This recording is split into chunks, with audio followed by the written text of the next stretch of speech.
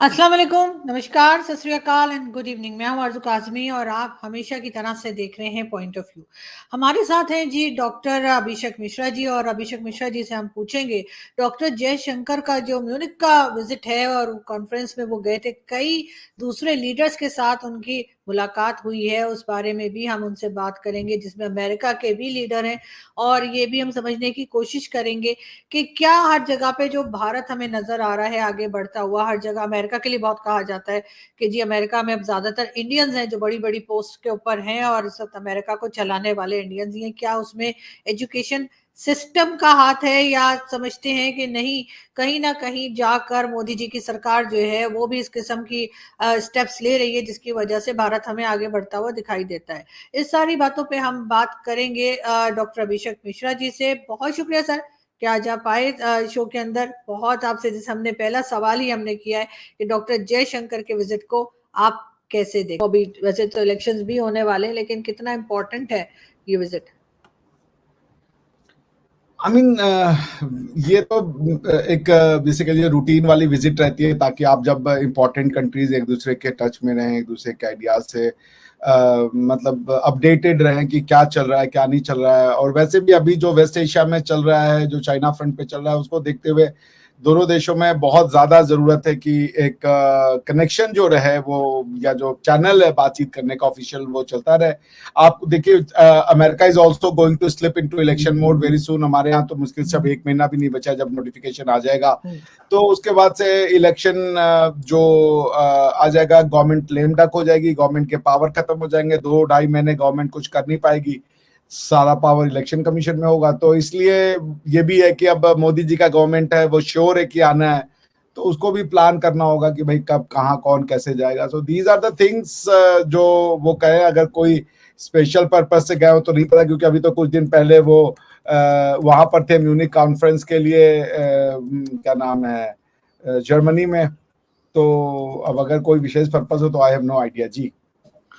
बिल्कुल, लेकिन सर अब कैसे देख रहे हैं आपके अमेरिका और जाहिर है इंडिया में भी इलेक्शंस होने जा रहे हैं, लेकिन दोनों कंट्रीज के रिलेशंस जो हैं, बहुत बार ये भी कहा गया कि लोगों की तरफ से कि जो अमेरिका है उसको इतनी भारत की प्रोग्रेस पसंद नहीं आ रही, तो वो कहीं ना कहीं कोशिश करते हैं थोड़ी सी लेग पुलिंग की भी, या कोई ऐसी बात हो जाए कि अमेरिका जो है वो बीच में, चाहे वो अफगानिस्तान को लेके चाहे पाकिस्तान को लेके, कि वो चाहता है थोड़ा सा भारत जो है वो उलझा रहे।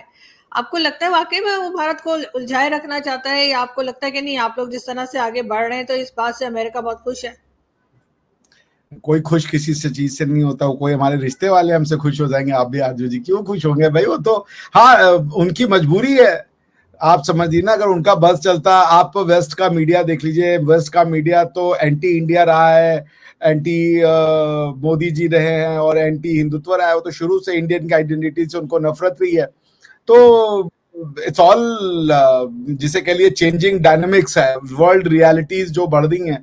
अब आप बताइए, अभी कुछ दिन पहले हमारी जो फॉरेन वो थी रिप्रेजेंटेटिव यूनाइटेड नेशन में, उन्होंने ये बात उठाई कि आप यूनाइटेड नेशन चार्टर्स में रिफॉर्म नहीं कर रहे हो, आप वर्ल्ड गवर्नेंस में चाहते हो कि इंडिया एक अपना मेजर रोल प्ले करे। और मुझे भी ये लगता है कि इंडिया को मेजर रोल प्ले करना चाहिए, क्योंकि इंडिया 7वीं सबसे बड़ी टेरिटोरियली एक बहुत बड़ी कंट्री है, पॉपुलेशन के हिसाब से नंबर 1 की कंट्री है, इकोनॉमिक्स के हिसाब से नंबर 3 की कंट्री, नंबर 5 की कंट्री है, सून टू बी नंबर 3 की कंट्री है।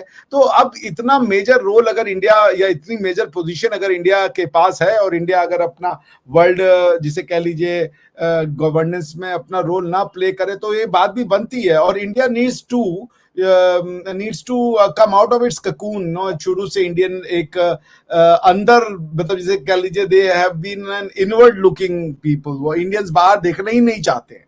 ये इंडियंस की सबसे बड़ी प्रॉब्लम रही है, और ये उनका हजारों साल का जो माइंडसेट है ना, कि वो इंडिया के बाहर देखना नहीं चाहते हैं। आपको ये भी पता होगा कि एक समय तो हमारे यहाँ ये कह रहे थे कि तुम 7 समुंदर पार चले गए तो तुम खराब हो जाओगे, करप्ट हो जाओगे, और तुम्हारी जो है वो धर्म भ्रष्ट हो जाएगा।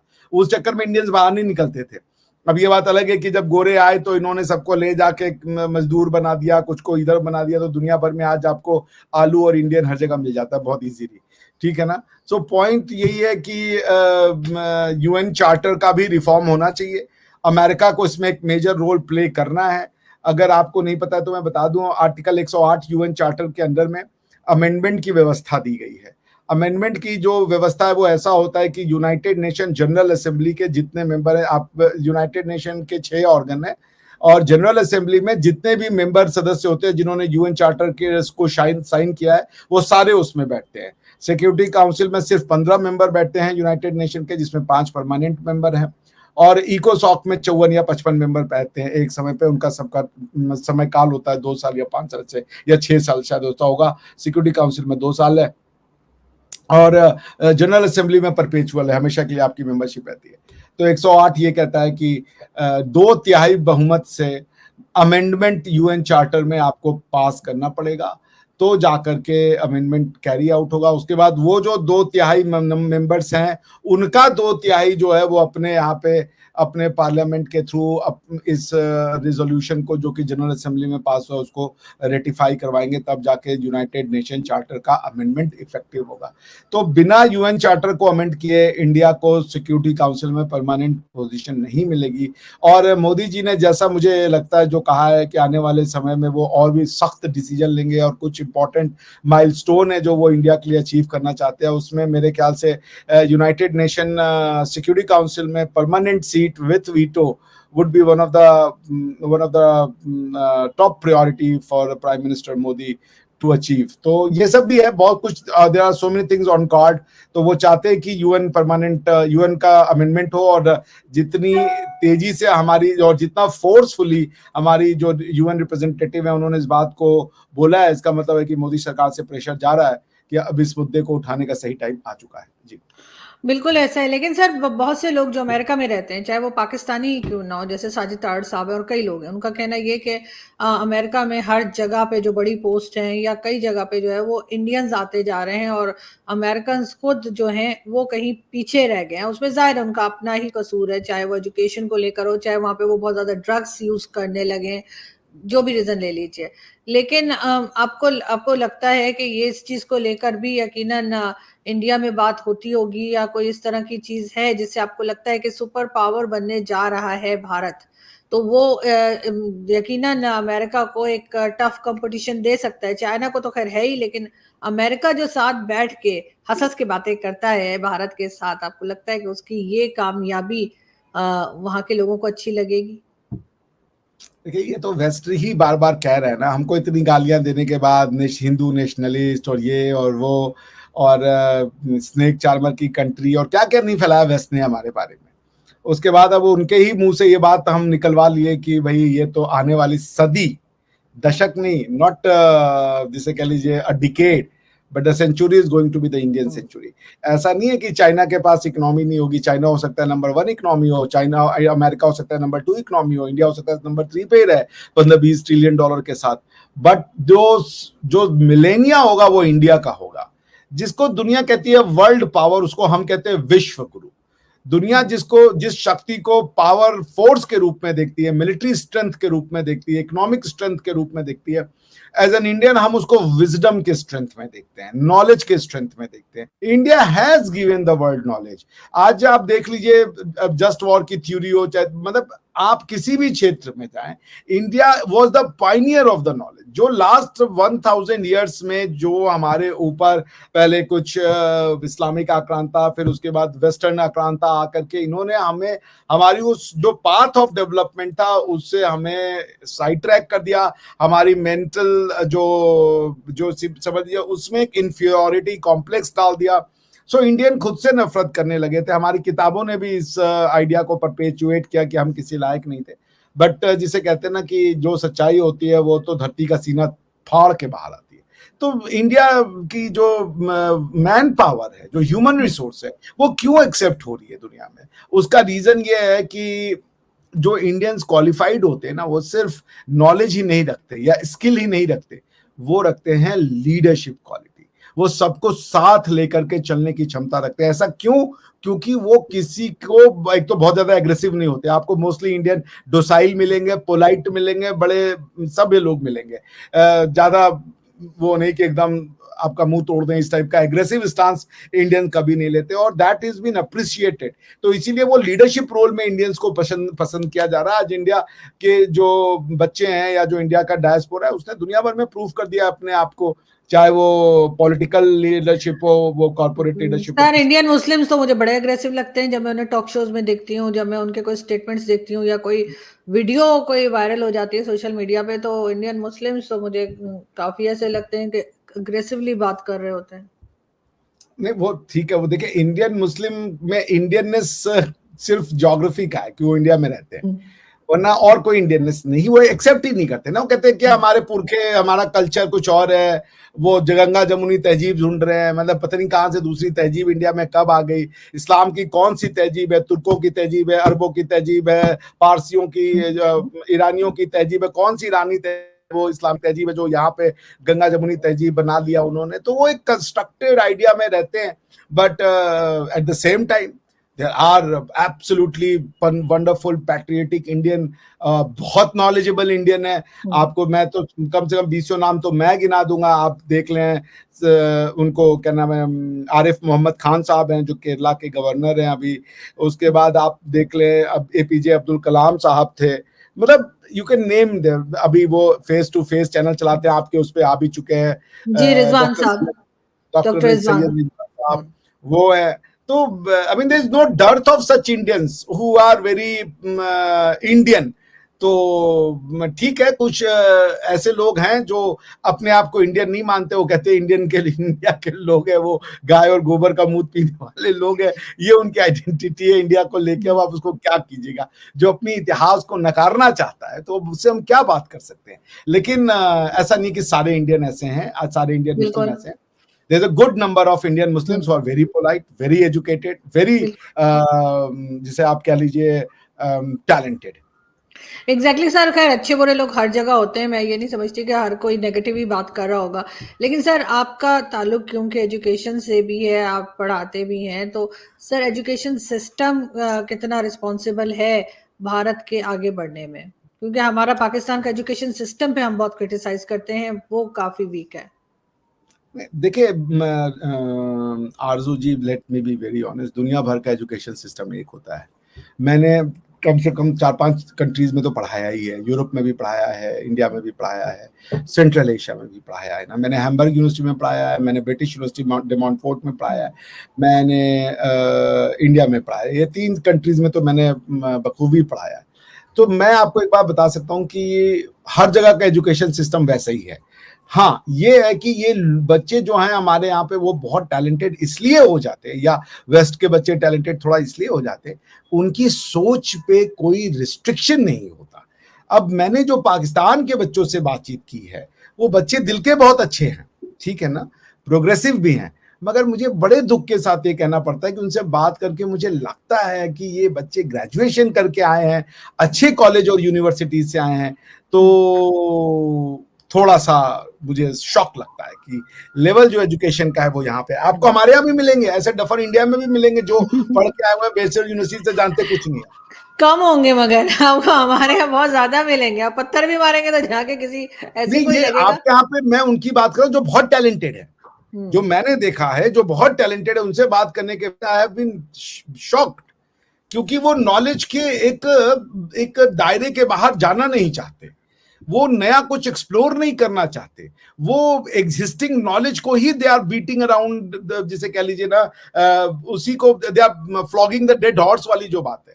वो पता नहीं क्यों कुछ नया वेंचर नहीं करना चाहते, वो क्यों आई डोंट नो, क्रिटिकल नहीं होना चाहते, कुछ नया सोचना नहीं चाहते, I have no idea. But ये कि जानबूझ के मेरे ख्याल से बच्चों की जो शिक्षा है, उसका जो एजुकेशन का स्टैंडर्ड है, बहुत कम रखा गया है। बट बच्चे नेचर के अच्छे हैं, स्वभाव के सारे बच्चे अच्छे हैं। मैं जिन यूट्यूबर से बात करता हूँ, मुझे कई लोग कहते हैं कि आप पाकिस्तानियों से बात करते हो, हालांकि मैं तो आया ही इसलिए था क्योंकि मेरा पर्पस ही यही है कि मैं जितना एंगेज करूँ और जितनी सर ये भी अभी कुछ टाइम से शुरू हो गया है कि लोग निकल के कहते हैं कि आप पाकिस्तानियों से क्यों बात करते हैं, या पाकिस्तानियों को कहते हैं आप इंडियन से क्यों बात करते हैं। अभी कोई 6-8 महीने पहले तो इस किस्म की नफरतें या इस किस्म की चीजें मैंने नहीं देखी। तो हमेशा लोग बहुत ख्याल से आते थे, अभी भी आते हैं, बहुत रिस्पेक्ट के साथ लोग आते हैं, ज्वाइन करते हैं। या भी कुछ लोगों को अचानक से कुछ मेरे ख्याल से वो स्पॉन्सर्ड बॉट्स होते होंगे जिनका काम है आपको गाली दे के चले जाना। मैंने तो ये देखा कि मेरा वीडियो अपलोड नहीं होता, उसके पहले ही गाली लिख देते हैं। मैं तो इस पे हैरान हो गया हूँ भाई, मैंने कहा भाई अपलोड जाने दे भैया, उसके बाद गाली बको। लेकिन ना, नहीं, तो मैंने मैं खुद कहती हूँ सर, इतनी मेहनत ये गालियां देने में लगाते हैं, बुरा भला कहने में, लोगों को खिलाफ करने में, अगर उससे आधी मेहनत ये अपने काम में लगा लें तो शायद ये हमसे बेहतर काम कर पाए। हम तो अभी भी बहुत सी चीजों में इतने परफेक्ट नहीं है, नहीं, ये तो अच्छी लेकिन चीज है, निंदक नियरे राखिए वाला हिसाब किताब है, अच्छी चीज है, करें, गालियां तो पढ़नी चाहिए। और मैं तो बड़ा अच्छा फील करता हूँ, जिसको जिसको गालियां पड़ती हैं वो उसने इतिहास रचा है, ये बात याद रखिएगा। मोदी जी को गालियां पड़ी, प्राइम मिनिस्टर बन गए, और लोगों को गालियां पड़ी, कोई संत बन गया, कोई महात्मा बन गया, कोई कुछ बन गया, तो गालियां किसको नहीं पड़ी है। तो गाली पढ़ने का मतलब है कि हम लोग सही डायरेक्शन में जा रहे हैं, तो वेलकम है, गाली is a very good thing. सिर्फ अच्छी बिल्कुल बातें हो ऐसा जाए है। तो थोड़ा नहीं डर नहीं, लगने बिल्कुल लगता नहीं, आप बिल्कुल सही कह रहे हैं। वो खैर, मुझे तो खैर डेली के हिसाब से पढ़ती हूँ, मेरा डेली का कोटा है, लेकिन है। वेलकम, मेरा भी है, मेरा भी है। मेरा भी है। आपका थोड़ा ज्यादा होगा क्योंकि आपकी सब्सक्रिप्शन ज्यादा है, मेरी व्यूअरशिप कम है, थोड़ा कम है, लेकिन है वही, मिलता मुझे भी अच्छा खासा है, मोटा मोटा से लोग कह के बिल्कुल जाते हैं। ऐसा ही है। लेकिन सर, एक मैंने अगर मैं बांग्लादेश की, बल्कि बांग्लादेश भी नहीं, बंगालीज की बात करूं, चाहे वो भारत में रहते हो या कहीं भी, मैंने उनको बहुत इंटेलिजेंट पाया है। मेरे एक दो दोस्त भी हैं जो कि जिनका ताल्लुक बंगाल से है, और यकीनन मैं उनको देख के मैं सोचती हूँ कि काश इससे आधा माइंड भी मेरे पास होता तो मैंने तो पता नहीं क्या कर लेना था। सर, क्यों इतने इंटेलिजेंट कैसे होते हैं वो लोग नहीं, पढ़ाई देखिए, में? इंटेलिजेंट कहीं भी इंसान कोई मिट्टी का या किसी रीजन का नहीं मोहताज होता है इंटेलिजेंट होने के लिए। इंटेलिजेंस आपको युगांडा, यूथोपिया से लेकर के ब्राजील, कंबोडिया, कहीं भी मिल सकता है, Pakistan, India, Bangladesh, China, Taiwan, Japan, you name it. Hmm. Point ये कि आप क्या बनाना चाहते हो ह्यूमन बीइंग को। दोज हु आर इंटेलिजेंट से क्या मतलब है, मतलब जो जो खुले मन के हैं, जो खुली सोच के हैं, चाहे वो बांग्लादेश के हों, चाहे कहीं के पाकिस्तान के भी हों, वो सोच सकते हैं। मैंने पाकिस्तान में खुलापन नहीं पाया है, मैंने पाकिस्तान में एक रेजिस्टेंस पाई है नॉलेज के लिए। एक एक जैसे कि मैं ये पाकिस्तान में देखता हूं कि वो ये मानना नहीं चाहते कि इंडिया की एक बहुत रिच एजुकेशनल हिस्ट्री रही है। वो कहते हैं सब कुछ यूरोप से आया है। मतलब ग्रीक से हमारे वैदिक नॉलेज को ग्रीक से जोड़ा जाता है कि क्या नाम है उसका, सोक्रेटिस ने कहा, Socrates has come much later. Socrates के एग्जिस्टेंस को तो आप साइंटिफिकली प्रूव कर सकते हो, और जो हमने आया लिखा गया वो उसके बहुत पहले का है। तो पॉइंट ये है कि समहाउ पाकिस्तान में ये वो मानना नहीं चाहते हैं कि इस लैंड पे कोई नॉलेज था जो दुनिया में पहली बार आया। और कई ऐसे देश हैं, कई ऐसी सभ्यताएं हैं जहां पे कई नॉलेज दुनिया में पहली बार है। सब कुछ इंडियंस को पता था ऐसा नहीं है, लेकिन हम गोबर खाने वाले लोग थे ऐसा भी नहीं है। दुनिया को भाई, अब दुनिया में जब सीमेंट और स्टील नहीं आए थे तब हमने बड़े बड़े मंदिर और वो बना के रख दिए जो लोग सोच नहीं सकते थे बिना सीमेंट और बिना गारे के। जी, मगर सर, हमारे स्टूडेंट्स को, या मैं कहूँगी हमारे यहाँ जो पढ़ाई की जाती है, एजुकेशन दी जाती है, मैं उसमें हमारे जो डॉक्टर परवेज हुद भाई हैं, आप हो सकते हैं जानते हैं उनको। जी, जी, जानता हूँ, हाँ, रिस्पेक्ट करता उनका हूँ। कहना है कि जी हमारे यहाँ बस वो डिग्री लेते हैं और तालीम याफ्ता नहीं होते, यानी कि समझ के नहीं पढ़ते, सिर्फ याद करके चले जाते हैं, पेपर भर देते हैं बहुत सारा लिखकर, लेकिन जैसे अंडरस्टैंड नहीं करते कि क्या पढ़ रहे हैं हमारे स्टूडेंट्स। क्या आपको भी ऐसा लगता है पाकिस्तानी सारी दुनिया स्टूडेंट्स? में यही होता है, सारी हम्म। दुनिया में बच्चा यही करता है। लेट्स बी ऑनेस्ट, होता यह है कि वो बच्चा जब आगे बढ़ता है, वो जो एक बेसिक स्किल्स को ले लेता है, उस स्किल को जब वो एम्प्लॉय करने जाता है या उसको यूज करने जाता है, तो उसके पास एक फ्रीडम है, वो उस स्किल को लेके किसी कॉन्फ्लिक्ट में नहीं आता। पाकिस्तान में क्या है कि जो मुझे लगता है कि इन बच्चों का एक तो जो एजुकेशन स्टैंडर्ड है वो बहुत ही कम है। मैं देख रहा हूं कि बच्चे अंग्रेजी मीडियम से पढ़े हुए हैं और बच्चे आपका अंग्रेजी यूनिवर्सिटी से पढ़े हुए हैं, बट वो अंग्रेजी का एक सेंटेंस नहीं, हमारे भी मिलेगा आपको। कई अंग्रेजी मीडियम में लिखे हुए बच्चे वो अंग्रेजी में शायद बात ना कर पाए, लेकिन वो अंग्रेजी में लिख जरूर लेगा। वो बेसिक आपको लिख के, मैंने ये देखा है यहाँ के बच्चों को, वो पढ़े लिखे हैं, वो क्लेम कर रहे हैं कि मैंने अंग्रेजी मीडियम में पढ़ाई की है और हमारी यूनिवर्सिटी का भी मीडियम अंग्रेजी था, उसके बाद भी वो सेंटेंस ना लिख पा रहे ना बोल पा रहे, which is a serious thing कि फिर ये डिग्री कैसे मिल रही है आपको। फिर ये क्वेश्चन आ जाएगा कि जो बेसिक और नॉलेज का जो स्टैंडर्ड है वो भी बहुत कम है। जो एक बच्चा ग्रेजुएशन में यहां सीख रहा है दुनिया का, आपका बच्चा ग्रेजुएशन में यहां सीख रहा है, वो बच्चे चूंकि उसके जो शायद जो उसके प्रोफेसर से आचार्य हैं, उस्ताद हैं, वो अपने आप को नहीं अपडेट कर रहे हैं। यही मैं कहने क्योंकि वाली थी सर, टीचर्स का भी कहीं ना कहीं फिर इसमें गड़बड़ है ना, बहुत रोल। बड़ा योगदान है। देखिए, जब मैं यूनिवर्सिटी में आता हूँ, जब मुझसे ये बोला जाता है कि मिश्रा जी आप एक सिलेबस बनाइए कोर्स का, तो उसमें मुझे लिखना पड़ता है ऑब्जेक्टिव कि मैं क्यों पढ़ाना चाहता हूँ, फिर ऑब्जेक्ट, और उसको पढ़ाने के बाद मैं क्या हासिल करूंगा, बच्चे में क्या नई चीज सीखेंगे जिसको हम एग्जामिन करना चाहते हैं। तो अब मुझे नहीं पता कि पाकिस्तान में क्या है, ऐसा नहीं है कि सारे ही बच्चे बहुत बिलो इंटेलिजेंस होंगे, मगर मैं अभी तक आई मीन कुछ अच्छे लोग मुझे जरूर मिले हैं जो ओपन ख्यालात के हैं, but I have not seen a extreme intelligence जिसे हम कहते हैं। ऐसा नहीं कि लोग नहीं है, लोग होंगे, और बिल्कुल होंगे। मेरे बहुत अच्छे दोस्त हैं तो बहुत अच्छे टैलेंटेड हैं और वो हैं, तो कमी नहीं होगी, मगर लेवल कम है। सर मुझे याद है एक मैंने इंटरव्यू देखा था जनरल परवेज मुशर्रफ की मदर का। उन्होंने कहा कि उनके दो भाई और हैं मुशर्रफ साहब के, कहते हैं वो बहुत अच्छी पढ़ाई करते थे और मैं सोचती थी इसका क्या होगा, ये तो पढ़ते ही कोई नहीं है। कहते हैं पता लगा कि वो ना सिर्फ ये कि आर्मी चीफ बन गए बल्कि प्रेसिडेंट ऑफ पाकिस्तान बन गए। तो खैर वो लक भी कभी कभी काम कर जाती है, मेरे ख्याल है। Thank you so much sir कि आपने आज ज्वाइन किया। हमेशा ऐसे हंसते मुस्कुराते रहिए। थैंक यू सो मच, दोबारा जल्दी मुलाकात होगी। Thanks. Thank you Arzoo ji, thank you so thank you, much. Thank you.